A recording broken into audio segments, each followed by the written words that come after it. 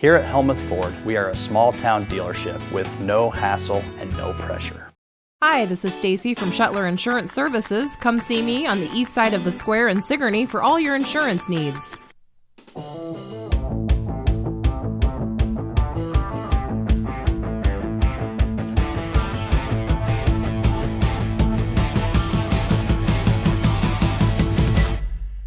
Yes, indeed, it is that time of the week. It is a Monday evening, which means it's time for some real talk with Aaron and Steve here on Steve Shuttler Media, Facebook and YouTube, sponsored by New Life Community Church in Wellman, where Aaron is the pastor. Aaron, how you doing today? Well, Steve, I'm a little disturbed. I have a disturbing question to ask, and the question that I have is why is it that one brother has a jar of jelly beans on his desk, but the other brother has like some Reese's chocolate-covered peanut butter eggs? Not only that, but I have some Twix, too. That's kind of not fair. And I would maybe trade one of these for the jelly beans. Those are good jelly beans. So you're sitting at Neil's normal desk. Neil's my co-host on Just Another Morning Show.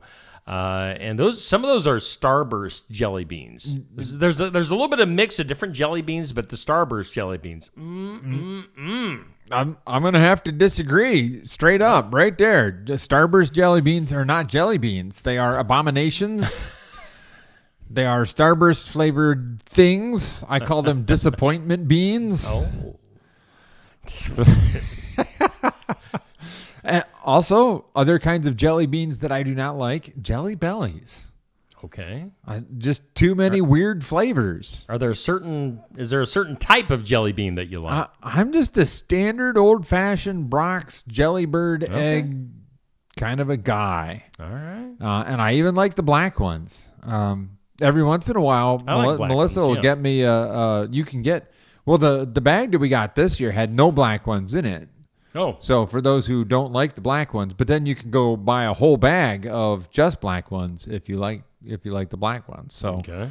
No, these are kind of, I don't know if our watchers can so those are some of the Brock ones right there. The smaller ones are the Starbursts. Yeah, but these Brock ones are they're kind of speckled, so they're a little bit of a different flavor. I'm not sure what's up with them, but I had one, and it was all right. It's a robin egg. That's a robin egg. Yeah, we're just sitting here in the studio eating robin eggs. That's disturbing. All right, well, we got our complaints out of the way. Our complaints and our conflict about candy. Dear listeners, let us know in the comment section what is your favorite kind of jelly bean. And don't say Starburst. What is your favorite? What's your favorite Easter candy? Yeah. Let us know. But Easter's past now. Yes. The Lord is risen. We celebrated that. It was a good time. And I don't know what's the next. A Pentecost comes up next. But we're not talking about Pentecost today. We're gonna go back. Last couple of weeks, we've been digging into the book of Matthew and talking about powerlessness and how Jesus has this message that comes to powerless people.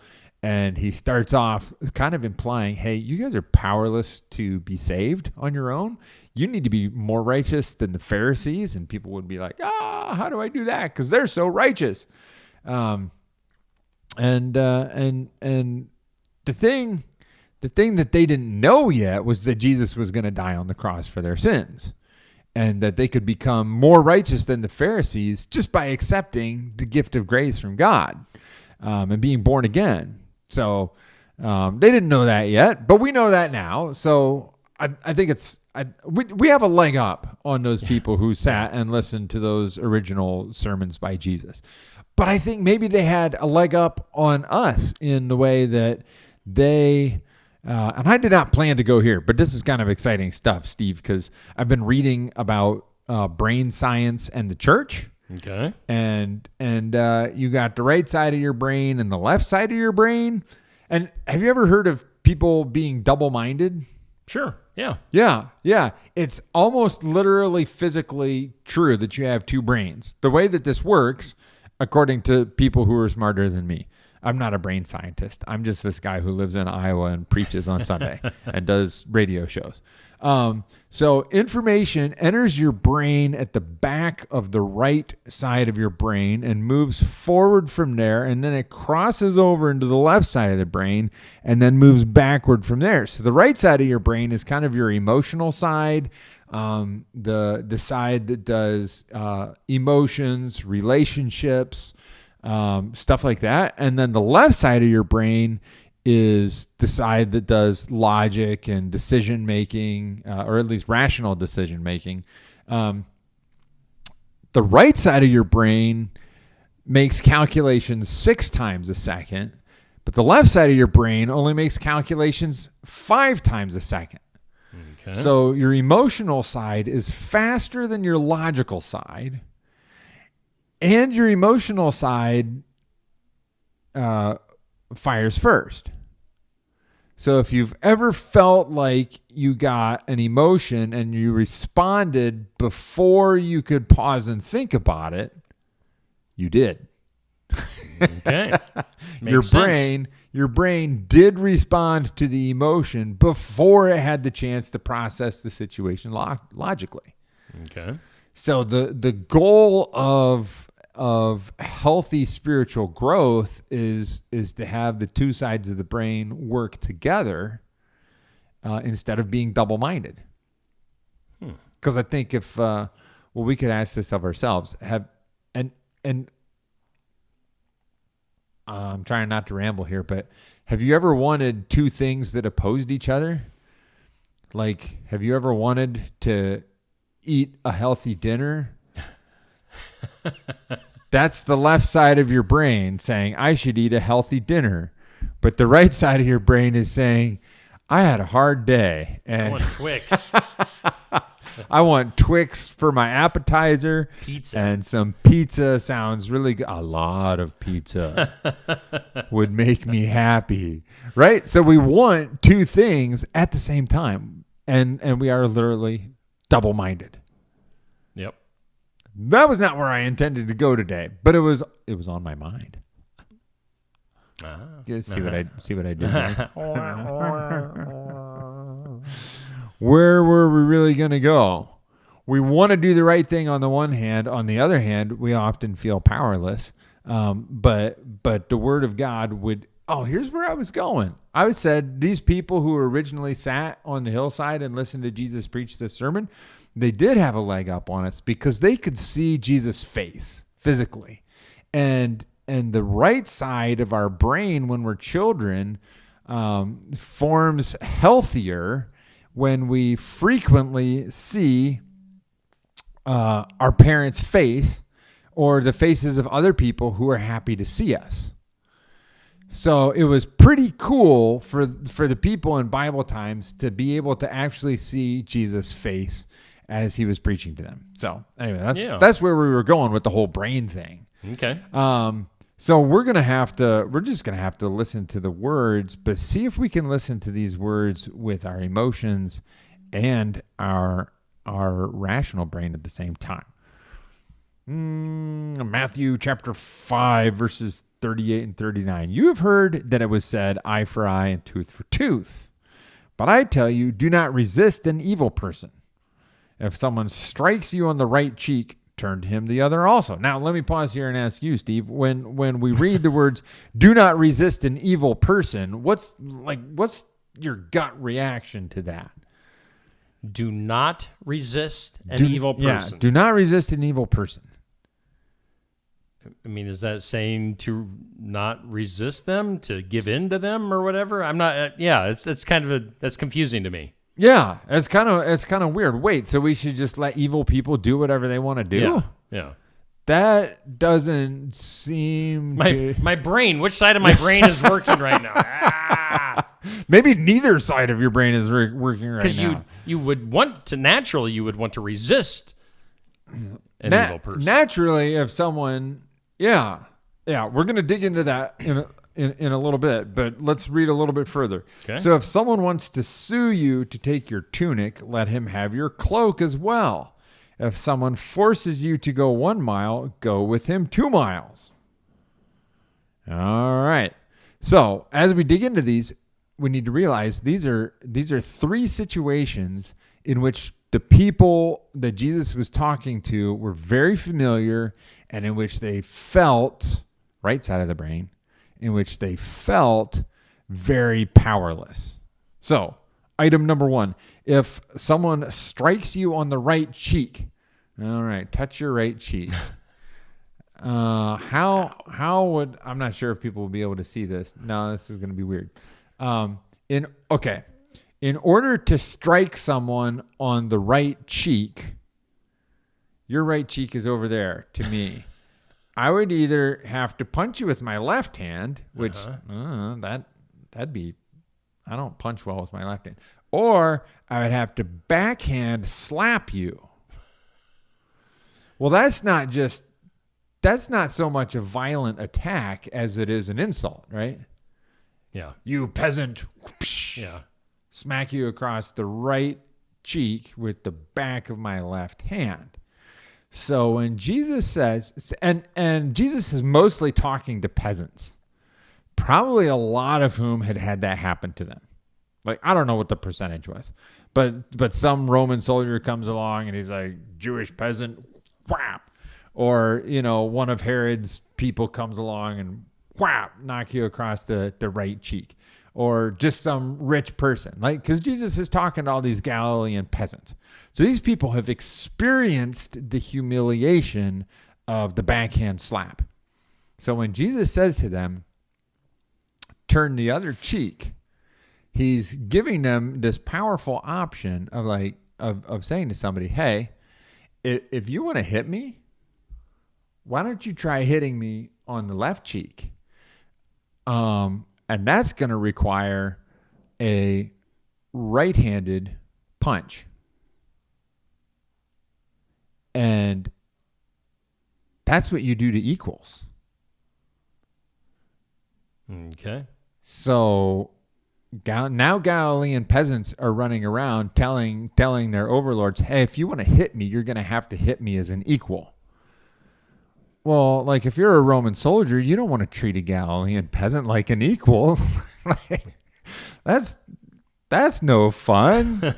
If you're one of Herod's noblemen, you don't want to treat Galilean peasants like they're equals. So what would happen then? I guess some of these teachings, we don't know exactly what happens next. So if someone does go ahead and hit you as an equal, then is it, are you into a fight now?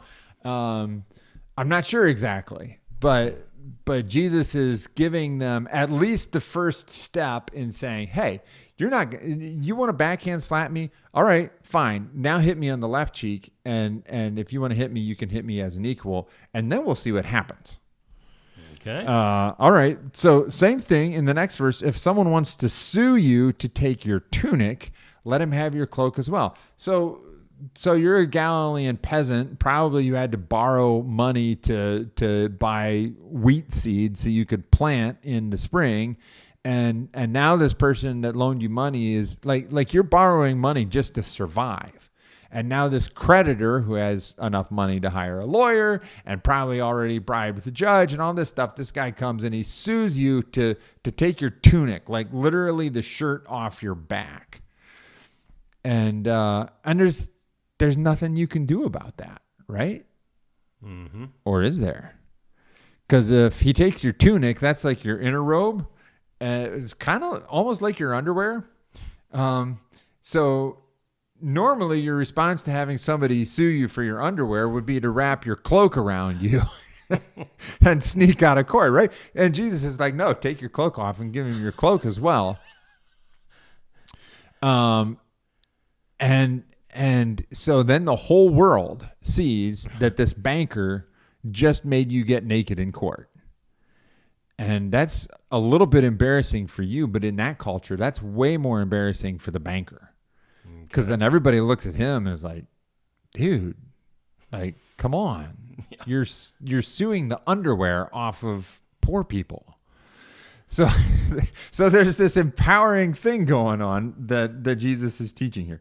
One more thing. If someone forces you to go 1 mile with him, go 2 miles. And this is explicitly referring to a Roman law where Roman soldiers could force civilians, non-citizen civilians, which is all of the people that Jesus is talking to. They're all non-citizens of the Roman Empire. So a Roman soldier could tell a civilian, you have to carry my bag or my backpack or whatever, but they were limited to 1 mile because the Roman generals know that if they make people carry stuff too far, then you'll get a rebellion. So you're limited to 1 mile. So when a Roman soldier says, "Hey, Steve, carry my backpack," and you hit 1 mile and then you keep on trucking, all of a sudden he's a lawbreaker. Okay. and Roman centurions, like there's no light punishment in the Roman army. There's like beatings and executions. So like, can you defy Rome militarily? No, you can't. They'll just crush you like a bug. But are there some sneaky ways that you can be empowered to say to Roman soldiers, "Hey, I know that we can't beat you militarily, but you can't take our dignity and you can't take our worth. And we're going to find some sneaky stuff to get around your oppression." So anyway, I think that might be a good place to wrap up for now. Just to say, we don't have Roman soldiers running around right now. We don't have banks suing us for our underwear, I hope. That'd be weird. That would be weird. We don't have a lot of backhand slapping going on. Maybe if you hang around in the right bars, people are trying to pick fights with each other. I challenge you, sir. You dog, you. Yeah. Smack. But a more general lesson here is that God has way more creative solutions for us than just crawling in a hole and accepting that we're powerless. So take that, pray about it, journal about it, read the Bible some more, and whatever you do, if you live anywhere close to Wellman and you're looking for a church, come by New Life Community Church at 10 o'clock on Sunday morning. For now, we meet at Parkside Activity Center, but in the next month or so, we will be moving into our own building in downtown Wellman. So we got some renovations to do. If you want to help us out with some renovations, you can volunteer to do some labor, or you can give to our building fund. There's a special link for that on our website.